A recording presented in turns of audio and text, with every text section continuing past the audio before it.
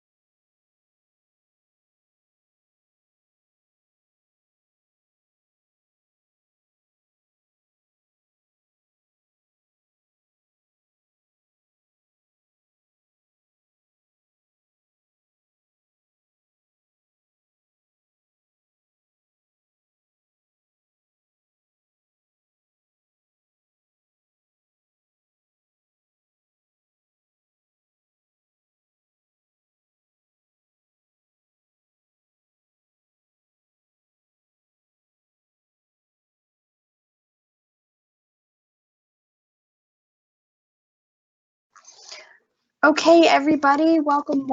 We are excited to welcome you to another one of our fun compliance updates in regards to the COVID-19 pandemic that's going on. Just a couple of things we wanted to go through with you just before we get started, and I pull on Angie here to get our expert going. So there is a chat box here, a Q&A session. Please make sure you're asking us your questions, and if you have any concerns or any problems, let us know. And of course, we are recording the event, and all of the information that we're covering today will be emailed out to you, as well as a recording of this event will be shared on YouTube, so you can share that as well for some time in the future.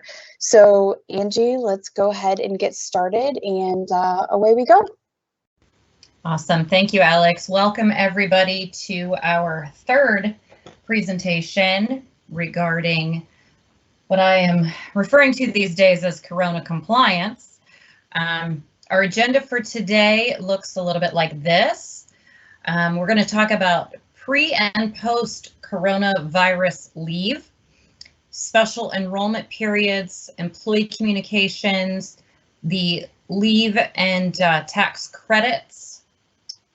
As Alex mentioned, we have a Q&A chat box. We are going to try to wrap this up quicker today than our traditional hour so that we can pause periodically to answer your important questions. We know there are lots and lots of them floating around, and certainly continue even after this presentation to send us your questions. We do compile those and share them, of course, anonymously. And we also like to use those questions in our future presentations. We've got a little different venue today, so I think our housekeeping rules are okay. Hopefully you all have met us and heard us before here at Navigate HCR. We are excited to bring you all of the late breaking news as it occurs. I'm Angie, your moderator today. So let's start on what I like to call pre-coronavirus state sick leave laws. So as you can see, there's only a handful of states as well as then some cities that enacted particular state sick leave laws, and that's prior to coronavirus. Now we've got a lot of states who have enacted their own specific types of state sick leave.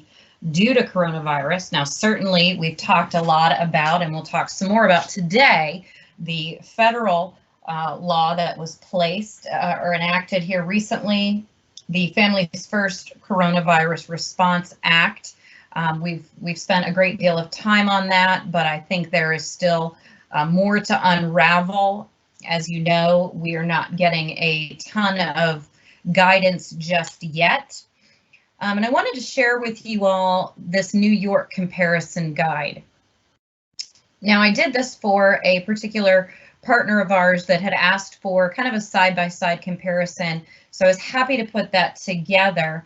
If you have a state that has their own state leave law and you wanted us to put together a side-by-side comparison, please let us know. We're happy to do that. I know that even for me, I love to do the side-by-side comparisons as well.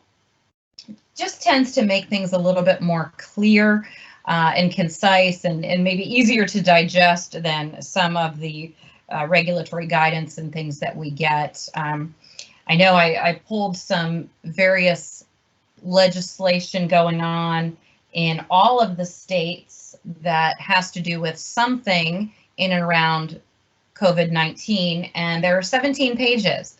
So we are in the process of preparing those by state. As soon as we get those put together, we will make sure to share those with everyone. It is very interesting, and there are a lot of different pieces of legislation, and at Navigate we're focusing a lot on some of the various areas that are affecting employers out there, but there are a lot of good pieces being enacted by the various states that I think having a nice one-pager per state would be beneficial to everybody. And I know some of the things we talk about are valuable to you as a business owner or HR folks and dealing with some of the new regulations, but there are also a lot of things out there that our families and friends are talking about. I had two specific friends just today question me about, they're self-employed and what do they do? There's not really anything out there if they're running a sole proprietorship on their own. Some of the time it's out of their home, and we have a lot of population out there that are self-employed in, a very small business of possibly just one person. And, the federal government did not neglect our self-employed sole proprietor folks out there who are working all by themselves. There are some pieces out there. If you've not seen, I did post an article today on LinkedIn. If you didn't see it or were not connected on LinkedIn, shoot us an email. I'm happy to send you that, all about our self-employed folks out there. Let's talk a little bit about state leaves, and similar to the sick leave, I wanted to show out here, very, very few states had any type of enacted paid family leave in place pre-coronavirus. So I thought that was kind of interesting to take note of. So if you are in one of these states that had some sort of paid family leave in place, it's going to be important that you do that comparison between what is out there already in your state pre-coronavirus and what is coming out now during or post coronavirus. And again, still not a ton of states, so it's important that you pay attention to the differences. As far as special enrollment periods, I've had this question a few times from some of our partners, some of our clients, and certainly, some of my friends who know what industry I'm in. And just to throw out there, something that your employees are going to be questioning is the fact that a lot of states that have their own state individual marketplaces, they are opening up some special enrollment periods. Certainly, we're in the throes of a global health pandemic, and those that are getting sick from the coronavirus, it's critical that they have health care. Now, the federal marketplace has not done anything yet, but just to show you here on the screen some of these states that have enacted some special enrollment periods. Now, certainly, if you're in a position where you have to lay off an employee, or you're doing a reduction of hours, a traditional event that would cause a loss of benefits, that's its own special enrollment period as well. So regardless of whether they're falling under the federal marketplace or a state marketplace, that is its own qualifying event. Granted, you will be offering them COBRA, but certainly they'll be able to go out on the exchange and look for health insurance, and hopefully they will obtain some sort of subsidy or tax credit if they need to go out and obtain individual insurance. So if you haven't passed out that exchange notice in a while, it's one of those notices by the DOL that is required to be given to employees within their first 14 days of hire. That notice is all about the availability of individual coverage on the various exchanges. It's probably a great idea to be handing that out now, especially if you're doing layoffs or hour reduction. Granted, you're going to provide them COBRA paperwork, but employees don't always realize how much an individual policy costs from their group plan. They see the amount that they're required to contribute as an active employee, but to see a full value, of the cost they would have to pay in order to go on COBRA, it's important that they realize they have options. When there's a qualifying event, like I said, of a layoff or reduction of hours, yes, they have the availability of COBRA, but they also now have the availability to go out onto the marketplace and look for individual coverage.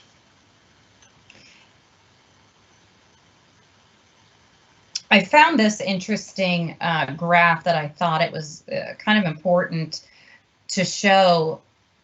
57% of individuals have coverage through their employer-sponsored plan. That leaves half of the rest of the population that, maybe doesn't. Maybe they're on Medicaid, or, they don't have anything, especially since the individual mandate cost went, or the individual mandate penalty went to 0 for this year.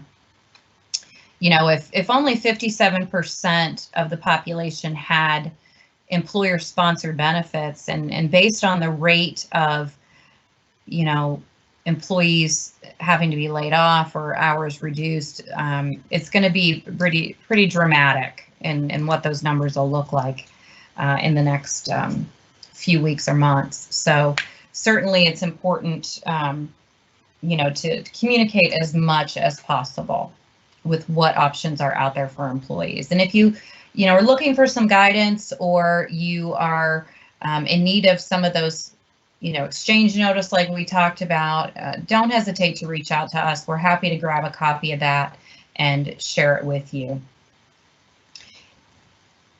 A poll was done, I believe this was by the Kaiser Family Foundation, a great website for resources if you've not checked out Kaiser Family Foundation. But when they did a poll recently of, personal worries that people have about coronavirus, including a family member getting sick or the variety of economic impacts, the poll was, are they very or somewhat worried about, these 5 different items? And the numbers are very staggering. People are extremely worried about a variety of things. They're worried about their health. They're worried about the health of their family and friends and loved ones. They're worried about how are they going to survive economically. Businesses are worried about the same thing. As business owners, you guys are worried about the same things. How's your business going to survive this? And, what happens if, you're one of your key or several of your key employees get sick with this? So, It's definitely a situation where there's a variety of impact to all of us. So please continue with your employee communication, whether it's overkill or not. Employees are looking to you to give them some guidance and certainly as much information as possible.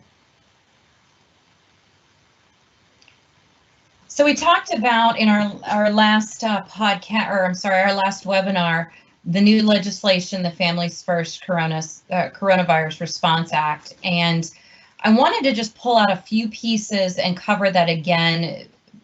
We've gotten a lot of questions, and certainly we will share all of those with you.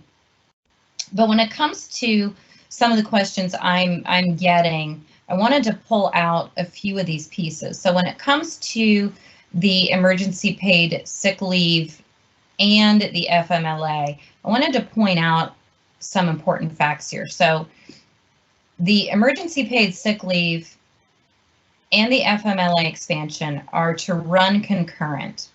Now, there are situations, obviously, where you may qualify for the paid sick leave, but you don't qualify for the expansion. So if you're in a situation where an employee is going to qualify for both, just keep in mind they run concurrently. With the paid sick leave, there are 6 different reasons, which we'll look at again here in a moment. Reasons 1 through 3 are full payment up to a cap, and 4 through 6, which have to do with family members or other individuals, are partial pay.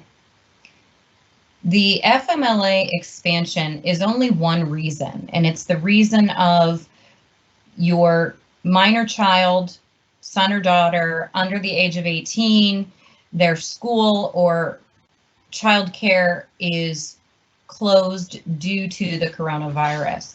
That's the only reason under the FMLA expansion.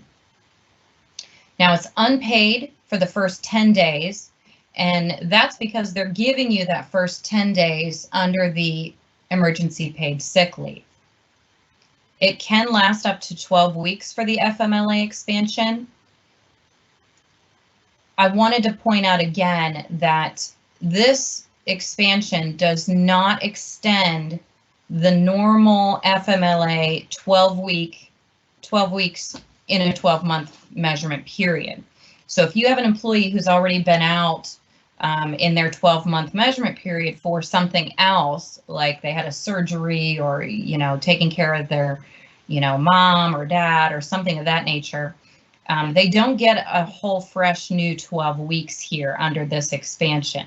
They would only get the number of weeks they have left. So it's very critical that you make sure your FMLA processes and procedures are up to date. Now, this is going to be significant for those out there who don't have more than 50 employees, which the traditional FMLA is 50 or more employees. For those of you who do have 50 or more employees and are dealing with this expansion now coming into play, keep in mind that this is going to open up a whole nother segment of your employee population. So typical FMLA, the original law is an employee is considered an eligible employee if they've worked for you for the past 12 months and have accrued at least 1,250 hours. Now with the expansion, and again, it's just for this one reason, that doesn't apply. It is if the employee has worked for you for at least the past 30 days. So this is going to open up a whole new bank of employees. So it's going to be really critical to tighten up your process and procedures when it comes to administering FMLA. I mentioned earlier, I published an article today regarding self-employed individuals out there. So I wanted to note that this expansion does provide some relief to our self-employed friends out there. It's only for 50 days, not the full 12 weeks, but it is out there. As far as the Unemployment Insurance Stabilization and Access Act, remember, if an employee is laid off, if they're furloughed, if they've had a reduction of hours, if your place of business had to close and employees can't telecommute or work from home, we want to make sure they are armed with the website for your state and how they can go out there and begin filing their unemployment claim. Now, although everything with this new legislation, it was passed, but it doesn't actually start until April 2nd, a lot of states have, already opened up to be taking claims regarding coronavirus. So certainly we don't want them to hesitate to go out to their state website to collect or apply for unemployment. Please take the time to collect information from those websites. If you need assistance, let us know. We're happy to help you do that research.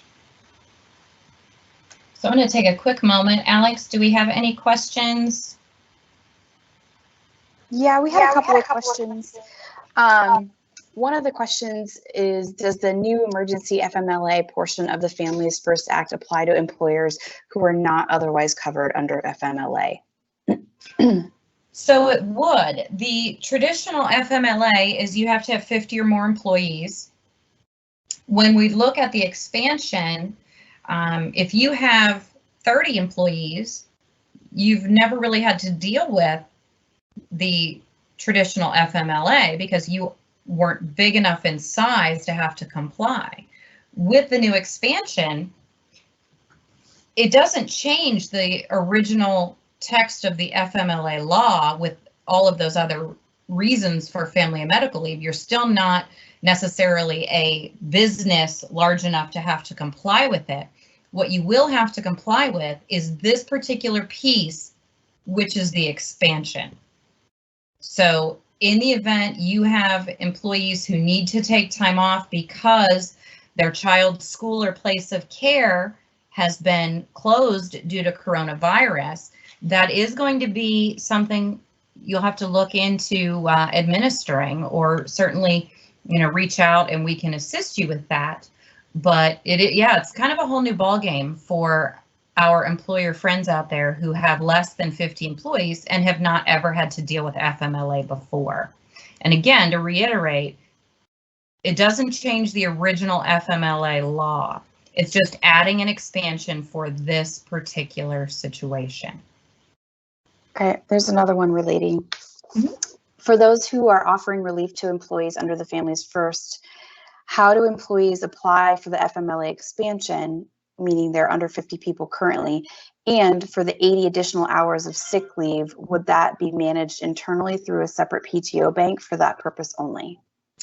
Yes, great question. So there's nothing the employee has to do outside of having that request sent to their employer. It's going to be the employer's responsibility to make these payments through payroll to the employee, whether it's for the emergency paid sick leave or the FMLA expansion. Now, we're going to talk here shortly about how the employer gets that money back via the tax credits that were included in the Families First Corona Response Act.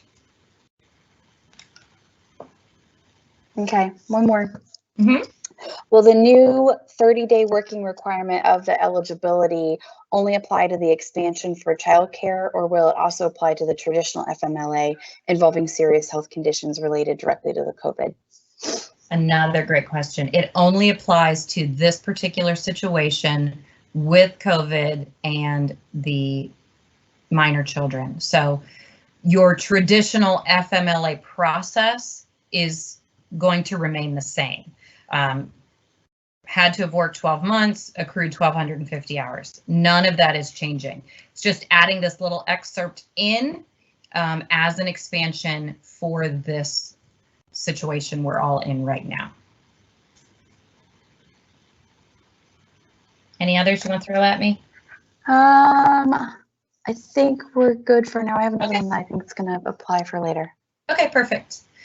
So just diving in real quick on the text for the emergency paid sick leave. Remember, this is 2 weeks of paid leave, which is equivalent to 10 days. There is no length of employment requirement for the paid sick leave. I want to make sure you guys are all clear on that. You may have an employee who just started 2 weeks ago. They're entitled to this for one of these following 6 reasons. So this is kind of a new situation.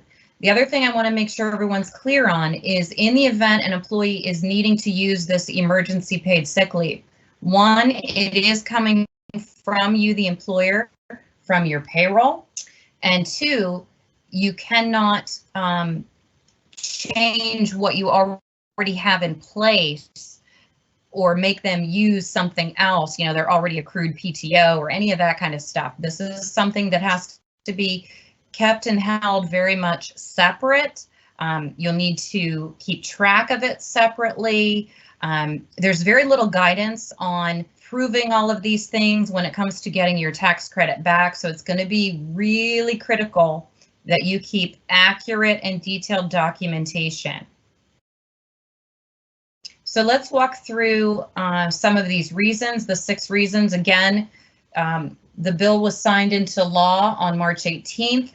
The government allows a 14-day window before it actually takes effect. So it does go into force April 2nd, and this is going to sunset on December 31st. So the first 3 reasons are going to essentially provide the employee their regular rate of pay. If the employee is subject to federal, state, or local quarantine or isolation related to COVID-19, the employee has been advised by healthcare provider to self-quarantine due to concerns. We're seeing this a lot when I know the government is still pushing the various hospitals and independent labs to get these tests delivered and ready to rock and roll. But I know there are lots of folks out there who are having the symptoms and calling in, and you know, if they don't have serious situation going on, you know, they're not having the severe respiratory issues, they're just running a slight fever and have the other symptoms, a lot of times they're asking them just to self-quarantine. I know in the more rural areas, this is a big problem. And then the third piece is employee is experiencing symptoms of coronavirus and seeking medical diagnosis. So these 3 items are going to be at the employee's regular rate. Now it's capped at $511 per day. The next 3 items are all about an employee caring for someone else. So the 4th item here is to care for an individual who is in quarantine or isolation pursuant to federal, state, or local order related to COVID. The original text of the law had family member. When the Senate passed that, they changed it to individual. Next one, to care for employee's child if the child's school or place of care has been closed or the child care provider is unavailable due to COVID precautions. And then the final one, employee is experiencing any other substantially similar condition specified Secretary of HHS in consultation with Secretary of Treasury and Labor. Now I break these apart into the first 3 and the second 3, basically because the second 3 is payment to the employee at 2/3 of their regular rate, capped at $200 a day. Okay. Let's dig a bit more into the FMLA expansion. So again, this is up to 12 weeks. It does not lengthen the traditional 12 weeks of FMLA. This is not a separate bank of 12 weeks. It's all still one 12-week period. So be cautious that you have good records of any employees who had used some of their FMLA bank in your 12-month measurement period. They would not get a full 12 more. This also, same concept, goes into effect April 2nd and will sunset December 31st. Here we have eligible employee defined as has worked in the past 30 days, and they cannot work or telework because the employee has to care for their minor under 18 child whose school or place of care has been closed or whose child care provider is unavailable due to an emergency declared by federal, state, or local authority regarding COVID-19. Now, a lot of states, I watch this regularly all day, every day, are enacting the shelter in place. There are times when a state may say that a daycare is not an essential business. So again, with the expansion, this is the only reason, is to care for the minor child whose school or place of care has been closed. That includes their child care provider. Again, we mentioned earlier, the first 10 days are unpaid. Now, the employee can use any of their accrued leave if they want. It cannot be a requirement. Certainly, they're going to want to go with the paid sick leave first, if at all possible. But that's why the first 10 days are unpaid, because it's meant to work in conjunction with the emergency paid sick leave. So because this is a situation which is very similar to the sick leave, remember the last 3 reasons of the sick leave, we dropped down to 2/3 of the employee's regular rate.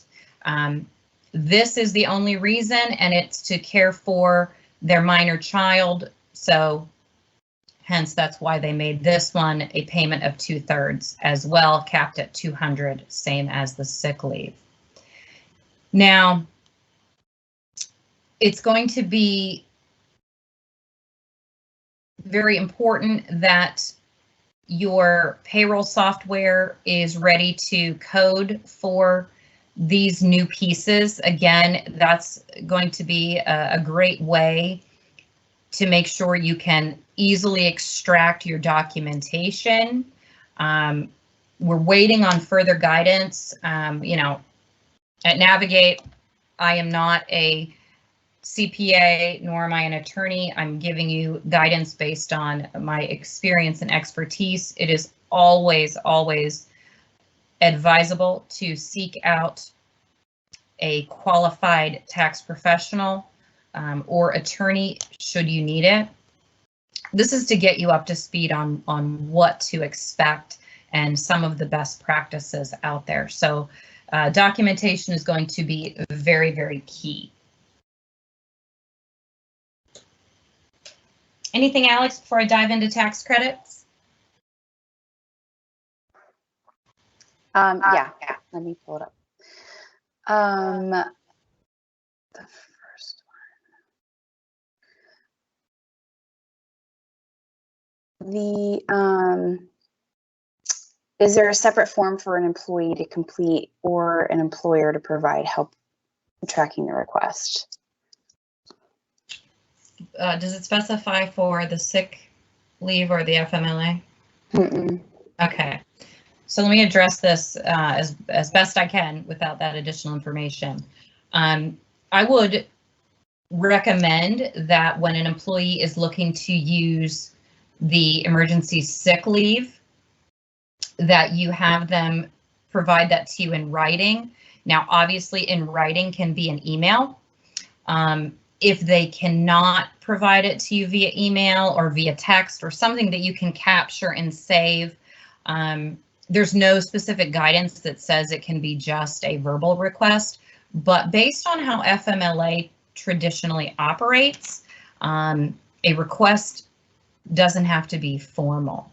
I prefer things in writing, so if you can get it, absolutely do so. If you cannot get it in writing and it's just a phone call, just document who called you, the date, the time, keep all those records together in a private file for that employee. Same thing with the leave expansion. You will use, until further guidance is given, the traditional FMLA forms, which are the 381, 382, 380E, or F forms. You'll still want to use those model forms until the IRS or Department of Labor or any of them out there who have their hands in this provide us proper documentation, proper forms on what needs to be distributed. I would wager a guess they're going to just update the current FMLA WH forms to include some of this verbiage, but they may not. They may provide something separate. I have no idea yet what they're going to do, so it's best to use the forms that we have available.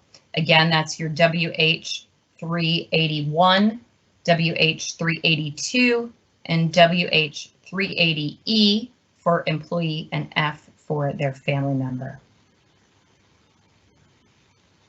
Anything else, Alex? Nope, I'm good. Okay, awesome. Let's dive into tax credits. We've gotten a lot of questions on these tax credits, and certainly if it's now an employer's responsibility to pay employees emergency paid sick leave or paid payroll for the FMLA expansion, where does the employer recoup that money that the government said is going to be fully funded? Well, this is going to be in the way of a tax credit, and it's going to be a payroll tax credit.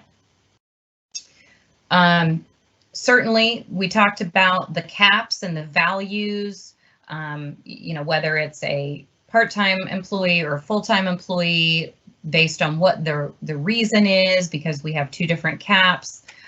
All of that is going to occur when you do your quarterly payroll taxes. So on your 941s is where you're going to indicate those values. Now, the IRS is to release some guidance and instructions next week as we continue to do these sessions next week and into the following weeks as long as we need. We will gather that information and assist you and hopefully try to describe it in more layman's terms what all of this means. But at this point, it's going to be based on your quarterly payroll tax on your 941s. Something interesting that I found in preparing for this presentation today was these tax credits for the FMLA expansion portion are not going to be available for employers who are already receiving a credit for paid FMLA under the Tax Cut and Jobs Act. So if you're receiving that kind of credit, I'm sure you're already aware that you're receiving that credit. I put a little excerpt in here from the IRS website about it, but I just wanted to bring that to everyone's attention that if you are getting that credit already from the Tax Cut and Jobs Act, this is not an additional credit for you for the FMLA expansion. As I can collect more guidance on this, I certainly will, but I wanted to point that out for you guys to make sure you keep that in mind. And certainly after the presentation, Alexandria will send out a copy of the slide deck and all of that good stuff, so you'll have this here. I can give you the link if you want to shoot us a request. I can give you the link for where this is on the IRS website as well.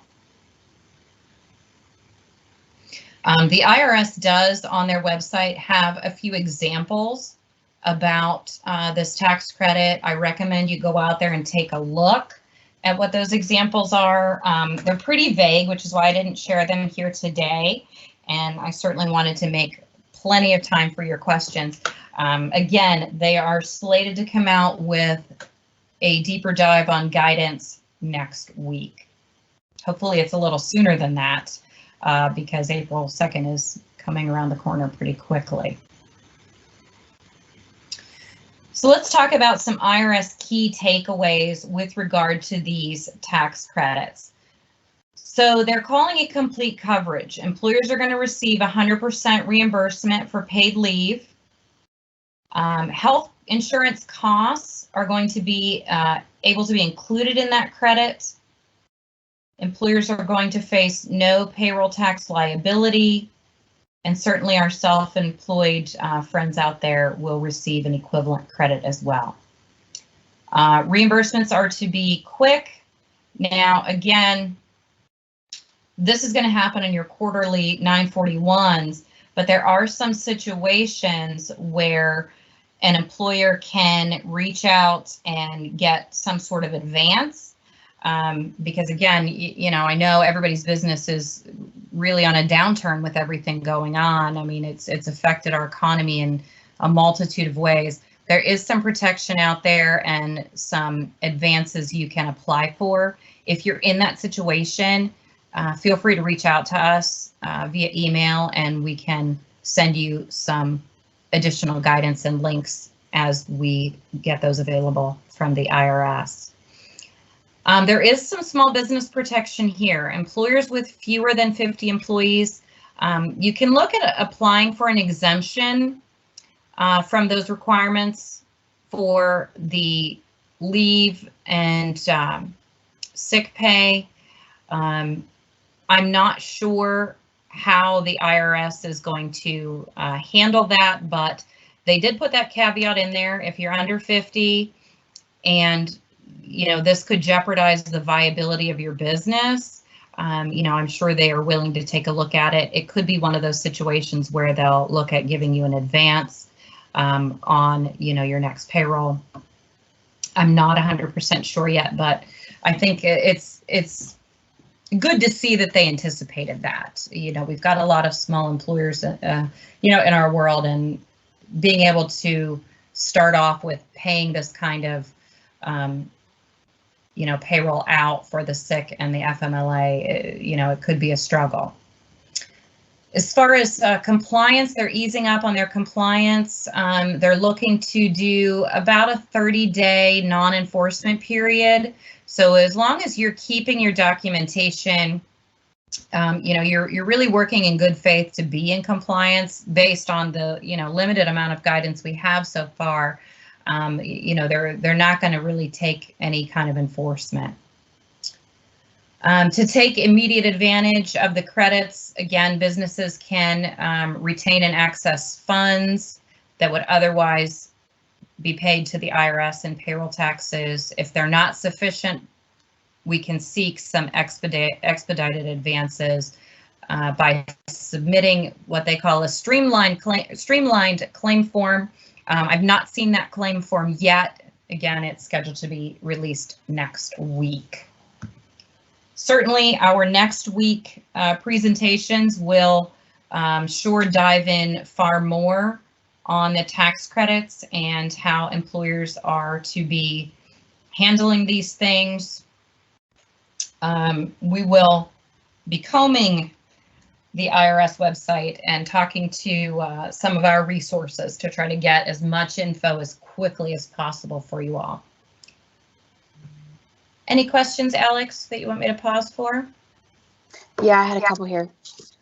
So a little bit clarification on the FMLA. The first 10 days, this is somebody asking, the first 10 days would be sick leave, and then FMLA would begin immediately to care for a child without care, or do you use the sick leave, then 10 days without pay, the PTO, if you have it, and then the FMLA come into play?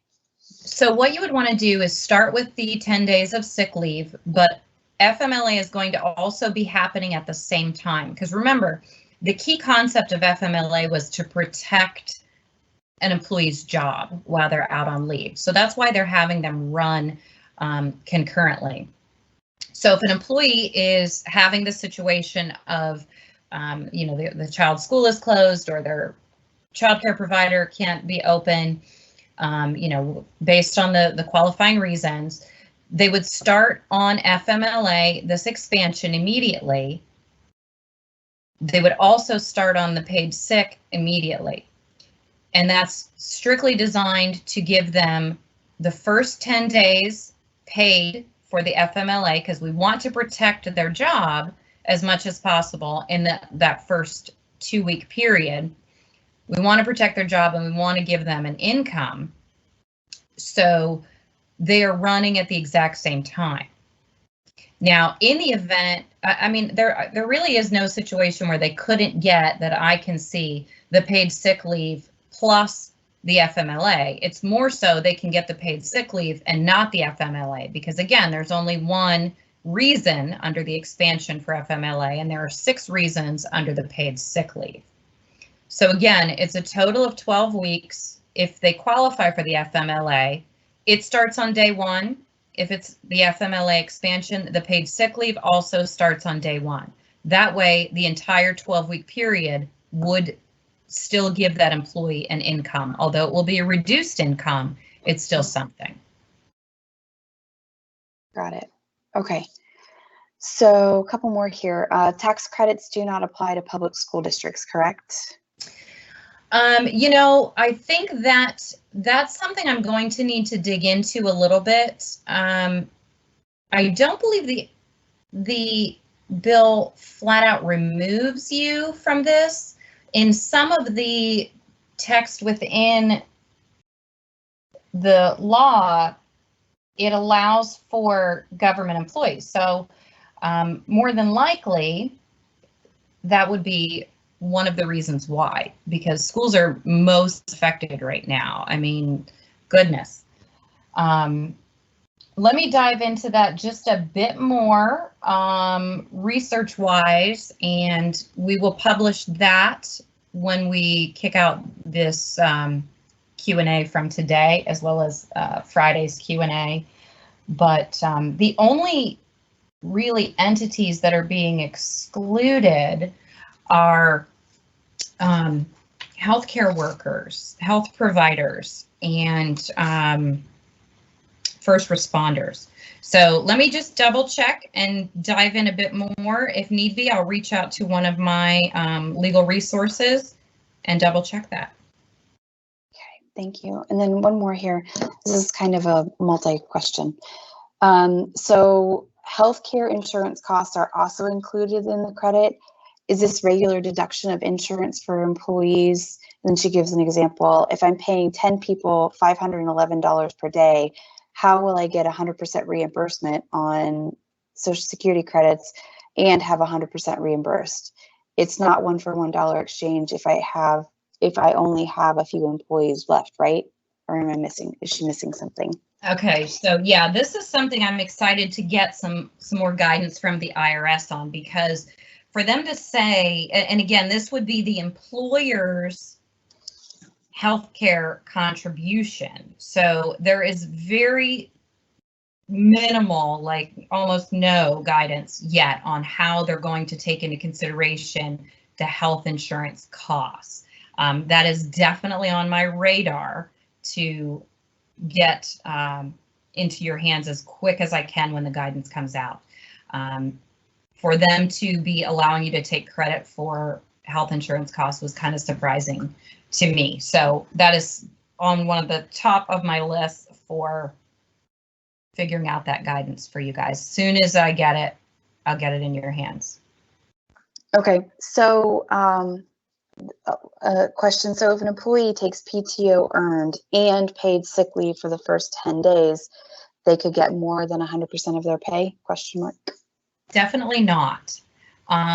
It is up to the employee if they want to use their PTO. And let me give you an example why they may want to do that. If they're in a situation where their leave, whether it's sick or FMLA, has to do with, you know, one of those 3 reasons of sick that have to do with caring for another individual or their minor child. Obviously, FMLA expansion is only in relation to the child. That's at a 2/3 rate. So the only time an employee may choose to use their PTO instead of taking the sick leave would be because they want to get their full pay. So it is one or the other. It cannot be both. The legislation was geared for those that do not have any PTO to take. You know, they've not accrued any, they're not entitled to any. But they're allowing the employee to choose. The employer can't really say, well, you have to take your PTO first. They need to have a choice. Do they want their full pay in the way of their PTO, or do they want to go ahead with the sick pay at 2/3? Now, if their sick pay reason is one of the first three, which is about them, then that's at full pay at the 511 cap. They probably wouldn't want to use their own PTO for that. But just to give you an idea of what scenario, I have for why they would want to choose their PTO over the sick leave would be in those second three reasons.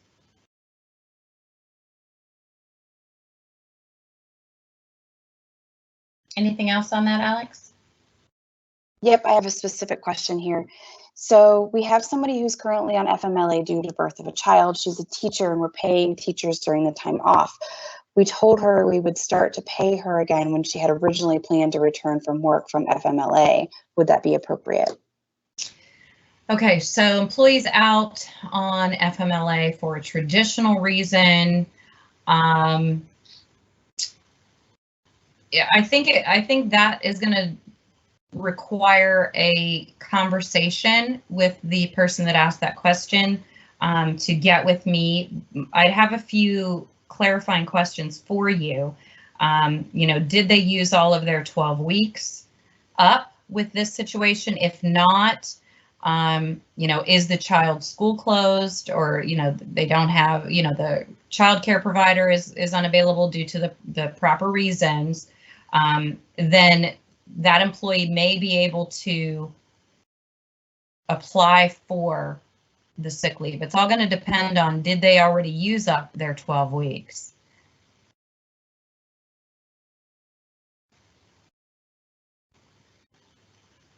Anything else, Alex? Yep, sorry, I keep putting myself on mute and talking to myself. Zach Harris had a question. Actually, it's a two-parter. Let me go back to the first part. So what, if any, crossover or overlap would there be with the proposed payout of $1,200 or so and the FMLA expansion for, say, unemployment with tax credits? How would it impact specifically public schools or public entities in general? And then let me read the second part. As a follow-up, since they're giving the tax credit out, how if someone is already terminated and doesn't have a payroll deduction, can they get on COBRA to stay on their employer's plan if the employer itself is closed as well? Okay, so let's tackle the first piece of that. The stimulus package is separate from this law. It's like phase 3 of the government's response to getting some money in the hands of the folks who need it. Again, that is being fought pretty hard right now, and I'm hesitant to dig real deep into what the Senate proposed because the House is now saying no. So I don't have clear guidance for you yet on that. Not until we get a formal bill that's looking good to pass, then I'll dig into it. But that is definitely separate. It's called the CARES Act, CARES, which again is being fought pretty heavily right now. So I'm very hesitant to dig into it with this much of a fight. Now, if it was being touted that, this is going to pass, this looks good, we don't really have any pushback, then I would dig into it. But because it's being fought, I'm going to hold off on that. But the stimulus package was originally written for those individuals making $75,000 or less. So it's a whole different world, a whole different feature that will be coming out as far as whether it's going to be $1,000 per individual or $1,200 per individual. It's hard to say how that'll shake out yet. And I'm sorry, Alex, read me the second part again. As a follow-up, since they're giving this tax credit out, How if someone is already terminated and doesn't have a payroll deduction, can they get on COBRA to stay on their employer's plan if the employer itself is closed as well? Okay, perfect. So if an employee has already been terminated, they should have received an offer of COBRA. Now, obviously, COBRA goes away if the employer themselves closes shop and terminates the plan. At that point, whether someone's already on COBRA and that business shuts down and their group health goes away and COBRA goes away, or if they're shutting down and everybody's losing their job at that moment, that's going to be a situation where the employee would have to go out onto their individual marketplace to secure coverage. Now, the stimulus package is something they're going to go based on 2018 taxes for how much you made. If it was 75,000 or less, and there's another value if you're married filing joint. Again, excuse me, those aren't official yet by any means, but yeah, I mean, that's one of the few situations where COBRA terminates is when the employer terminates and there is no plan to have COBRA for. So it's going to be a situation where an employee would need to go to the marketplace. Okay, and then here's a specific one. If an employee is out prior to 4/2 to take care of a child who is home, will the employer receive the tax credit if they're extending the leave prior to the act technically to go, before the act is technically enforced, meaning before 4/2? Right. Yeah, that's a great question. There is no guidance on that yet, but it's certainly a question in my mind. And I have been asked that already. Well, schools have been closed, and with all of the, various states doing a shelter in place and non-essential businesses are closed, this is all happening now, and these benefits aren't coming into play until April 2nd. I am desperately waiting for guidance on what do we do when employees are out now, because it's every day this is happening. My guidance for you for right now is if an employee, has the situation where either they're sick or they're caring for an individual who's ill, or, the various reasons laid out in this new law, I would give them the option, use whatever sick time you have. Some states have their own paid sick leave in place that they can go to. Their employer may have something in place. They may have accrued sick time or PTO. For now, they may need to use that. Now, if the guidance comes out that, well, we're going to retro some of this, which I don't know if they will, but if they do, you want to have really clear documentation even now in case you can give the employee back their PTO hours in their bank and collect, for what you've already paid out to them. I'm not sure how they're going to make this right for what's been going on this week and last week. We still have until 4/2 for this to fully be enforced. Let's do one more. Okay. From Zach Harris again. Does the employee have any ramifications or leg to stand on legally if the employer in their plan closes because of COVID-19? At this point, I don't know that they do. I'm not an attorney. I can't say for sure.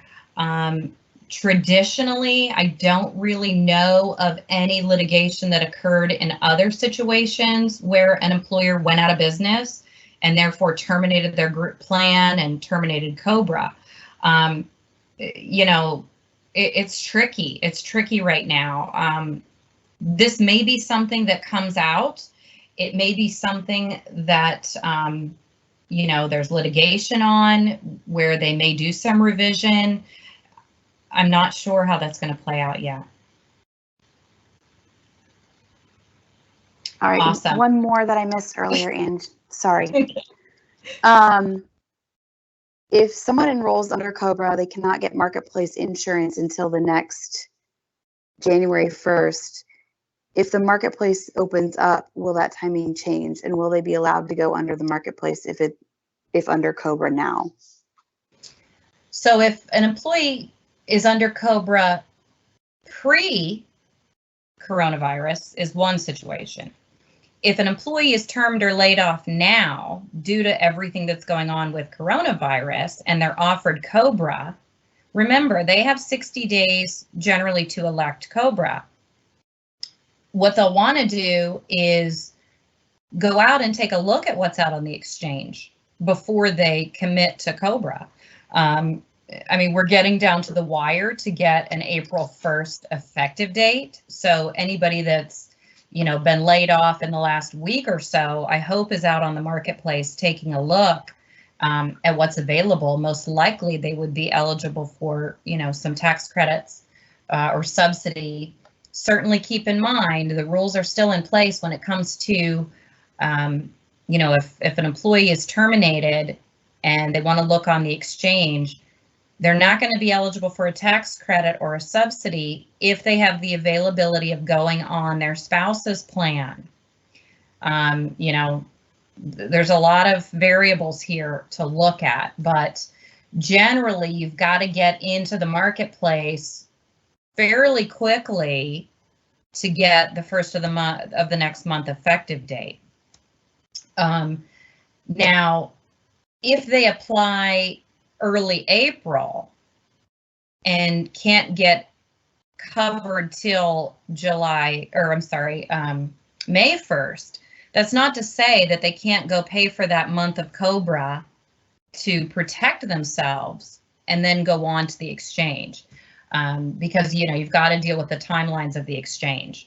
But this is a qualifying event. They get a special enrollment period if they're terminated, laid off, or have their hours reduced. COBRA can be there in their back pocket as an option. I thank you guys so much. Keep the questions coming. We are happy to dig in and answer these questions, help you guys in any way we can.